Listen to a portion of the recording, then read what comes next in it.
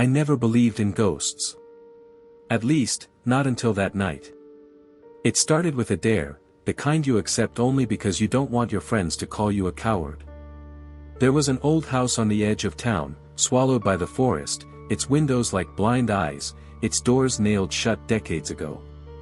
They said a witch lived there once, that she cursed the land before she vanished without a trace. I didn't believe a word of it. Until I went inside. The boards groaned under my boots as I pried open the back door and stepped into the dark.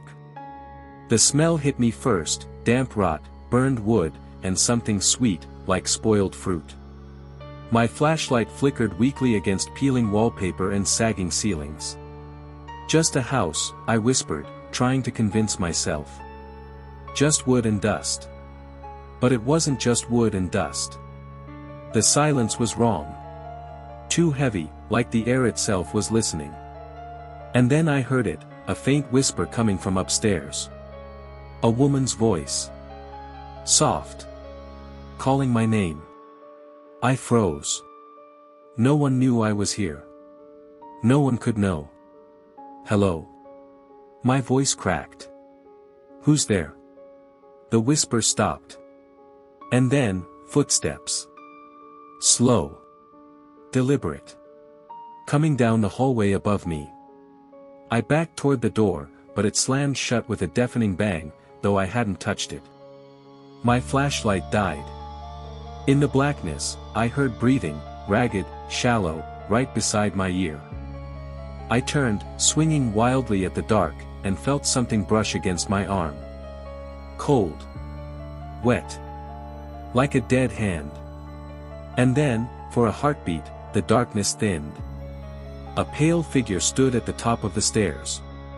A woman in a shredded dress, her head tilted at an impossible angle, her eyes two pits of blackness.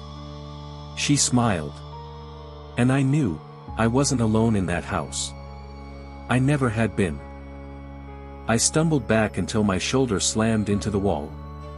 My breath came in short, panicked bursts, fogging the air in front of me. The figure at the top of the stairs didn't move. She just stood there, staring down at me with that broken neck and that hollow grin. Who are you? I whispered.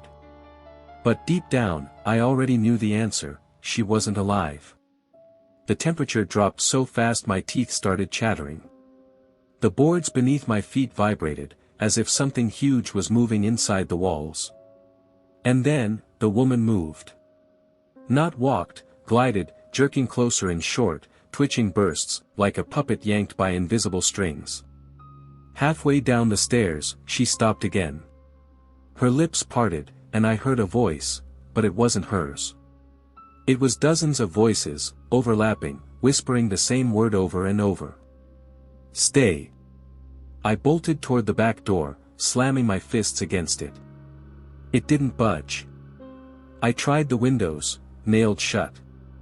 Every way out was sealed. The house didn't want me to leave. Behind me, the whispers turned into screams, raw, furious, inhuman. The air felt thicker, heavier, as if the house itself was breathing around me. Please, I gasped, not sure who I was begging. Let me out. A sudden crack split the silence. I spun around. One of the doors upstairs swung open, though the hallway had been empty a second before. And from that dark doorway, something crawled out. It wasn't the woman this time. This thing was smaller, thinner, a shape on all fours, its bones bending the wrong way, its head dragging across the floor as it moved. And it was coming toward me, fast. I ran, deeper into the house, anywhere away from that. My flashlight flickered back to life just long enough to show me where I was, a narrow corridor lined with faded family photos. Only the faces in the photos had been scratched out, gouged so violently the glass was shattered. Then, in the reflection of one broken frame, I saw movement behind me. The crawling thing was at the end of the hall. And behind it, at least 4 more figures stepped out of the walls, through the walls, as if the plaster were just water. I screamed and turned into the nearest room. The door slammed shut on its own, sealing me inside. For a moment, there was silence. My pulse thundered in my ears. And then, a whisper, right behind me. "You shouldn't have come here." I spun around, swinging my dead flashlight like a weapon. There was no one there. Just the empty room, or what looked empty. The walls were covered in strange black markings, crude symbols burned into the wood. In the center of the floor lay a circle of salt, broken in several places. Something, or someone, had tried to trap something here, and failed. The whisper came again, closer now, brushing against my ear like a breath. "Leave, if you still can." The door behind me rattled violently, then stopped. Slow, deliberate scratching began on the other side. Nails. Claws. I pressed my back against the far wall as the scratching grew louder, angrier, until the wood began to splinter. Then, silence. A second later, the door exploded inward, ripped from its hinges. The crawling creature scuttled into the room, bones cracking, limbs twisting in impossible ways. Its face, if you could call it that, was a gaping hole where a mouth should be, rows of teeth spiraling inward like a nightmare. It lunged. I dove over the salt circle just as it hit the floor where I'd stood, its claws digging deep grooves into the wood. And to my horror, it stopped. It hissed, backing away from the broken circle as if the salt still held some power over it. A thought slammed into my mind: if I repaired the circle, maybe it couldn't cross. Hands shaking, I grabbed handfuls of salt from the floor, dragging the broken line closed.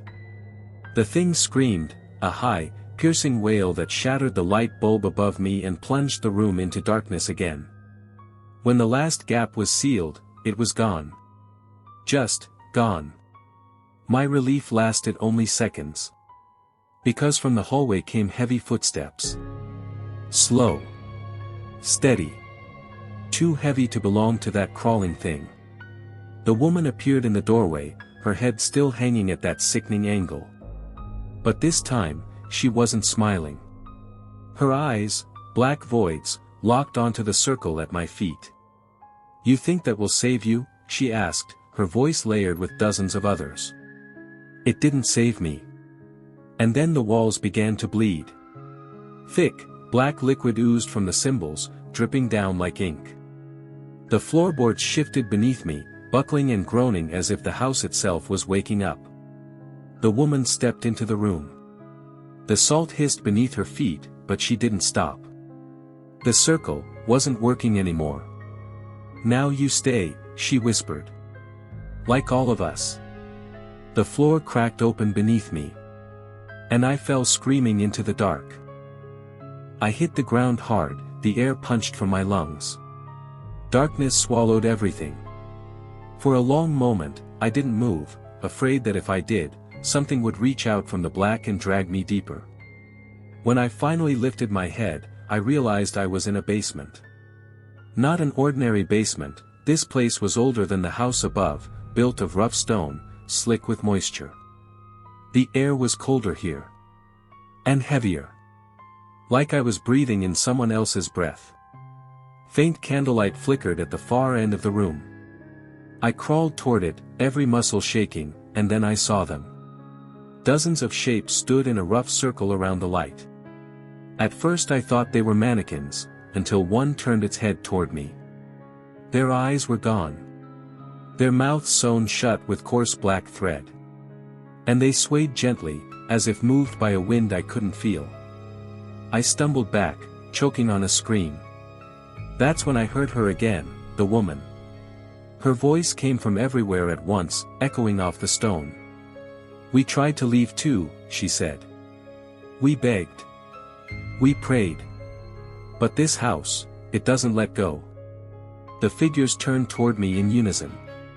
And then, their mouths began to rip open, threads snapping one by one, blood dribbling down their chins. "Stay," they moaned. "Stay." I ran. I didn't care where. I crashed into walls, tripped over rubble, clawed at anything that felt like a door. But the basement stretched on and on, twisting, changing, swallowing me whole. Finally, I saw a faint glimmer of light, a staircase.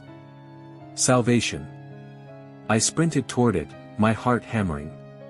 But when I reached the top and shoved the door open, I froze. I was back in the living room. The same torn wallpaper. The same broken furniture. My flashlight lay where I'd dropped it. I'd been running in circles. Only, it wasn't quite the same. The photos on the wall were no longer scratched out. They were clear now. Faces, my face, staring back at me from frames that hadn't been there before. Different clothes. Different eras. But always me. And in that moment, the truth hit me like ice, I had been here before. Again and again. Maybe for decades. Maybe centuries. The house didn't just trap you. It kept you. I heard footsteps behind me. I turned. The woman stood inches away, her twisted smile wider than ever. "You see," she whispered. "You're part of us now." The last thing I remember is her cold hand closing over mine, and the house exhaling, long and deep, as the darkness took me. I don't know how long I've been here. Time doesn't move inside these walls. But if you're hearing this, if you're thinking about coming here, don't. Because the house is still breathing. And it's hungry.